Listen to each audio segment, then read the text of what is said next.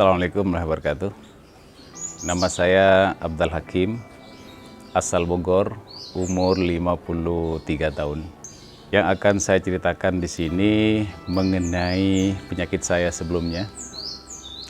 Hampir 3 tahun, 3 sampai 4 tahun saya mengalami GERD ya, atau peningkatan asam lambung. Kemudian saya muncul alergi yang waktu itu setelah dokter dites disebut alergi, tetapi ketika saya ke ahli atau dokter kulit, saya divonis mengidap penyakit psoriasis. Tapi sebelumnya saya juga kaget ketika sakit. Saya juga sering konsultasi ke ahli, baik yang alternatif dan sebagainya. Saya pernah juga dicek tentang sel saya. Saya kaget karena umur sel saya itu 15 tahun lebih muda dari usia saya. Jadi kalau saya usia 50 tahun, usia sel saya 35 tahun. Saya senang waktu itu, wah masih muda nih, kan gitu. Tetapi rupanya setelah itu muncul gejala-gejala, ada hal-hal yang tumbuh di kulit saya, di siku, di lutut, ya, di tangan dan sebagainya itu. Muncul seperti alergi, tapi tidak luka. Dia tumbuh, ya, dan akhirnya saya mengetahui bahwa psoriasis itu adalah disebabkan oleh pertumbuhan sel yang meningkat 3 kali lipat. Waktu itu saya dapat informasi seperti itu. Mohon maaf apabila ada salah informasi yang sampaikan. Saya sudah konsultasi ke dokter kulit, balas saya, ini Pak nggak akan sembuh, ini penyakit seumur hidup. Nah, sebenarnya saya mendengar kalimat itu stres kan yang ada bukannya sembuh tambah banyak kan begitu ya. Nah itu mohon kepada praktisi kesehatan juga jangan sampai memperlakukan pasien seperti saya. Kemudian saya bercerita pada istri saya kaget karena pernah satu waktu dari sedikit saya tiba-tiba banyak. Di sekujur badan saya itu muncul psoriasis itu. Istri saya kaget, kebetulan istri saya Dr. Evi Afifah. Selama beliau menjadi dokter tidak pernah menemukan kasus seperti saya. Seluruh badan merasa tumbuh yang merah-merah, mengelupas dan sebagainya.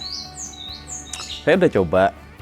Selama ini saya minum probiotik, saya olahraga, saya minum vitamin, ya. Seminggu bagus atau 5 hari bagus, kemudian kambuh lagi.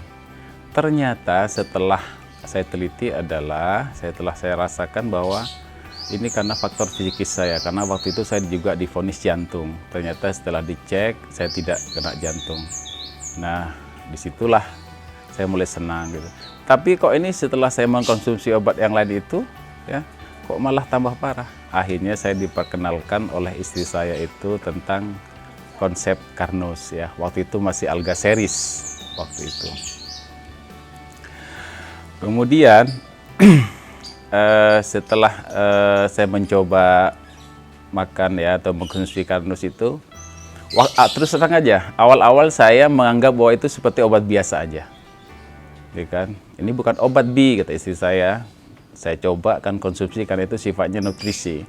Saya abai saja, saya nggak konsisten minum, saya nggak disiplin minum, itu kan. Setelah saya ikut kuliah Carnose di Sudarjo angkatan 6 waktu itu. Saya dipaksa oleh istri saya dengan harapan saya ingin tahu persis apa sih konsep Carnose ini. Nah, setelah saya ke sana mengikuti selama 2 hari kalau nggak salah di Sidoarjo waktu itu, luar biasa. Karena memang gini, seusia saya udah 50 tahun lebih itu ada penyakit-penyakit yang memang tidak bisa kita sembuhkan begitu saja. Nah, itu hanya bisa diperbaiki dengan memperbaiki dari dalam, dengan lambung lah. Saya terus terang aja, sebelum saya mulai 4 SD itu sering sakit tifus. Artinya dengan lambung luar biasa. Saya udah terbiasa minum, mohon maaf ya, antacid ya, kadang-kadang saya ambil air kapur, saya minum gitu kan. Tapi rupanya tidak saya sadari bahwa itu akan merusak lambung saya. Karena asam lambung di saya sangat dikurangi dan malah lebih parah saya setelah minum obat-obat lambung itu. Nah, tidak sampai setahun saya mengkonsumsi Alga Gold ya dengan Fibrous itu. Saya 2 itu, kalau untuk asam lambung saya rekomendasikan 2. Nggak apa-apa, mau 3, 4 kali sehari tidak masalah yang begitu. Dan yang kedua, jangan lupa sering-seringlah makan, tapi jangan banyak. Kalau lambung itu sering makan, lapar lah, 4 jam lapar, makanlah. Mau sesuap 2 suap makan, tapi jangan banyak. Ulangi lagi seperti itu. Lebih bagus apabila sebelum makan itu langsung minum itu dulu, apa namanya, Alga Gold ya sama Fibrous setelah makan. Insya Allah itu akan membantu. Nah, untuk kuliah yang di Sidoarjo sudah saya sampaikan tadi. Setelah saya mengikuti itu, saya kok merasa bersalah gitu kan, kalau ilmu yang bermanfaat ini tidak saya sampaikan pada teman-teman saya. Saya Muslim, kebetulan kita tuh punya kewajiban berdakwah. Apapun saya dapat, walaupun tidak sedetil Pak Iwan, tapi secara prinsip saya paham itu tentang biokimia yang dijelaskan oleh Pak Iwan itu luar biasa. Dan itu saya tidak pernah menemukan di tempat yang lain. Dari situ saya bertekad bahwa saya akan mengkonsumsi alga ini bersama keluarga saya ya, dengan rutin. Insya Allah akan sehat. Di situ saya paham betul apa itu Carnose, ya kan? Apa konsep-konsep Carnose dari orangnya langsung, Pak Iwan ya, gitu kan. Sampai sekarang saya tidak pernah minum obat untuk psoriasis saya selain alga. Saya tidak pernah.